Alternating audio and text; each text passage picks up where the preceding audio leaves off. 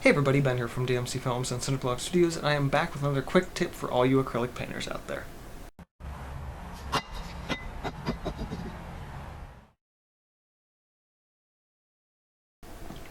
So there's been this thought in my head today, and it's about modifying your acrylic paint in ways that you shouldn't.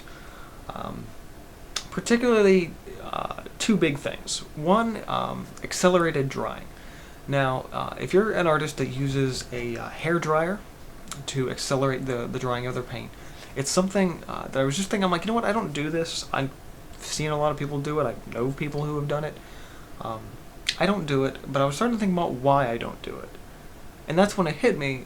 When you use a hair dryer to accelerate the drying of your paints, one thing is that it can crack, and it can change, it can warp the paint, and it can push the paint further out maybe than you want it to. It's one of those things that I kind of touched briefly on when I talked about thinning your acrylics in this video over here. Because there was a sort of talk a little bit about, oh, if you thin your paint too much it cracks. And it's like, only if you're using cheap paint.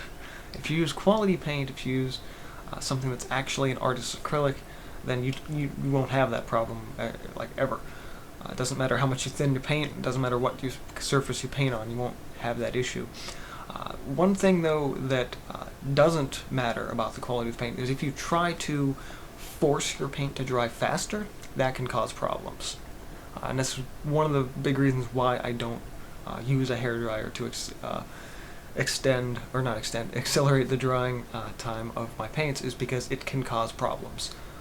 So it's something that I recommend that you don't do. If you do it, try and get away from it. Just use the paint in its natural state, at least to some degree, and just, you know, in that sort of limitation will actually sort of free you up a little bit and teach you more about the paint itself.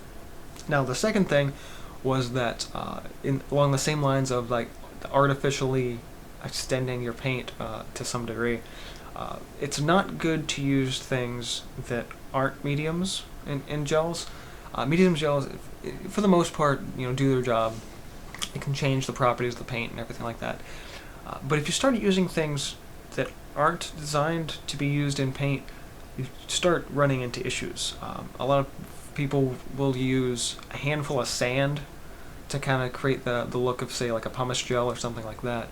I've seen people use like ground up like drywall, powdery chalk stuff in place of something like molding paste, and it kind of works. Like if you're on a budget, and it's like it sort of works, but it's not supposed to.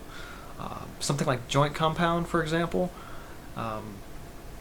in a lot of ways can be used in place of molding paste, but it will change the properties of your paint and make it either not adhere properly to the canvas, or just have issues with light fastness and just like breaking down. It totally changes the materials you're working with, and basically it's not paint anymore. I mean, there's paint in the stuff, but you're changing the paint and changing its ability to function as paint. And for that reason, you're going to have some problems. So my suggestions today: if you're going to paint, use stuff that's designed to be used with paint. Don't force the paint to do things it's not supposed to do, but don't be afraid to push those limits, at least to some degree. It's important to find the limits, but also not to cross them, especially if you want your artwork to last. So if you found this tip useful in any way, go ahead and hit the like button. Help support the channel by subscribing, and this has been from DMC Films and Cineblock Studios. See you guys next time.